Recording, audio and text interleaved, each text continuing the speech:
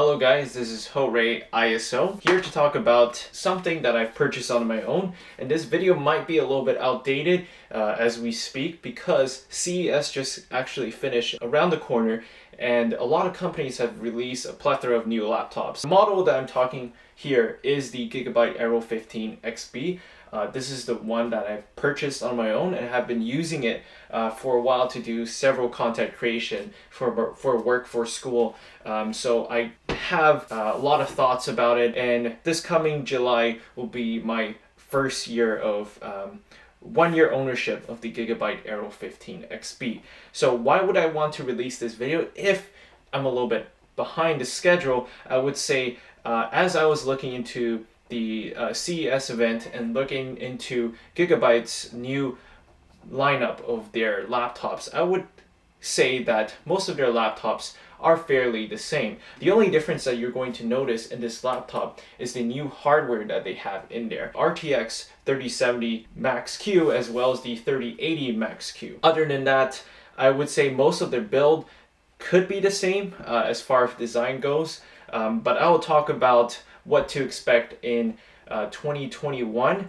So with the design of the Aero 15 XB, I would say most of the design that they took is fairly conservative. You have these giant air vents in the back, which is the only design cue that you can tell this is a gaming laptop, and two lighting accessories which they have here that will light up the logo, as well as the front top lid. When you open up the laptop, even their keys are fairly conservative. What I do like about it is that they include the numpad on the very right side, which is a huge upgrade compared to my 2017 Asus Zephyrus. So you have your numpad keys here, and the lighting on this keyboard is super bright. So those are the things that I do like about this laptop. Otherwise, you have a fairly conservative design, so you can actually take this laptop into a cafe and you don't really feel embarrassed about it. To continue, the hardware inside that I have in this laptop is the 1080p panel. So if you look through over here, you can also opt in for the OLED version, which I didn't go for because I'll mainly take this on the go. Even though I do content creation, most of the time I'll be gaming. Another thing with the 1080p panel is that it's Pantone validated, so if I have to do any color correction or photo editing, the panel here should be accurate. Most of the time I would attach it with an external monitor. So next I'm going to talk about the actual keyboard experience. From typing, there's actually not that bad. The travel is fairly decent, and then I use a Logitech Cherry mechanical keyboard, Cherry Red mechanical keyboard most of the time, and coming from that keyboard to the built-in keyboard on this laptop, it's a fairly easy transition, nothing to write home about where I think it's amazing or I have any complaints for it whatsoever. The only thing that I have questions about this laptop keyboard, which is the keys themselves, the function keys on top. When you light up in the dark, these little icons on the side, which you need to turn on Wi-Fi, you need to switch panels, or you want to disable your touchpad at the bottom, as well as muting, increasing the volume. All these function keys are sort of blacked out. So you kind of have to guess at night if you want to use any of the function keys properly. That is one of the weird designs that I feel that Gigabyte really missed out. It's such a small thing, but it actually affects the overall user experience quite a bit. I do find it frustrating, but most of the time I can overlook it.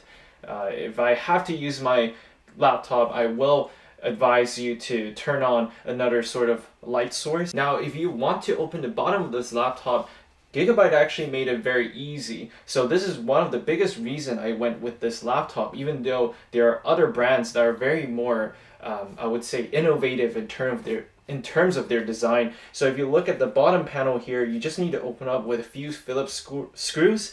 You have the bottom panel here that's open, so you have an external cooler, a laptop cooling pad, This will help drop the temperature by about 1 or 2 Celsius.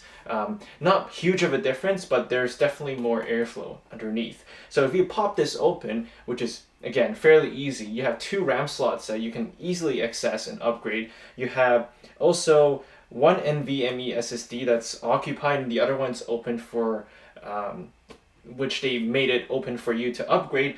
I myself was able to put a 2 terabyte SSD NVMe, leave the other one in, and then I'm thinking of upgrading my RAM very soon into a 32 gigabyte version, or 32 gigabytes of RAM inside, because my Figma files are taking a lot of RAM for reasons. Even though the industrial design is not one of the best, however, it's very functional, and that's one reason why I went with the Aero 15 XP, even though they've used this design since 2019.